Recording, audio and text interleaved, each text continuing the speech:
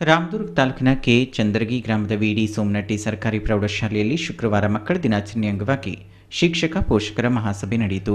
ಕಾರ್ಯಕ್ರಮದಲ್ಲಿ ಶಾಲಾ ವಿದ್ಯಾರ್ಥಿಗಳು, ಪಾಲಕರು, ಶಾಲಾ ಎಸ್ಡಿಎಂಸಿ ಸದಸ್ಯರು, ಶಿಕ್ಷಕರು, ಸಿಬ್ಬಂದಿಗಳು ಪಾಲ್ಗೊಂಡು ಕಾರ್ಯಕ್ರಮವನ್ನು ಯಶಸ್ವಿಗೊಳಿಸಿದರು. ಈ ವೇಳೆ ಸಂವಿಧಾನ ಪೀಠಿಕೆಯನ್ನು ಬೋಧಿಸಲಾಯಿತು. ಭಾರತದ ಸಂವಿಧಾನದ ಪೀಠಿಕೆ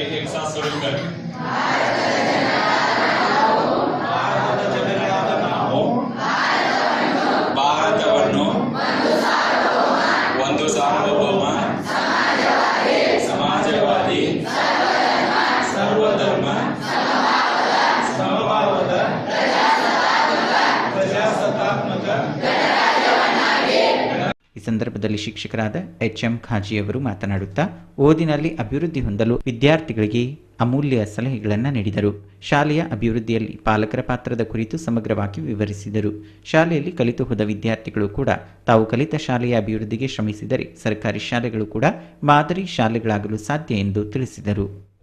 ನಂತರ ಶಾಲೆಯ ಮುಖ್ಯೋಪಾಧ್ಯಾಯರಾದ ಬಿಐ ಚಿಲ್ಮಿ ಅವರು ಕಾರ್ಯಕ್ರಮವನ್ನು ಉದ್ದೇಶಿಸಿ ಮಾತನಾಡಿದರು.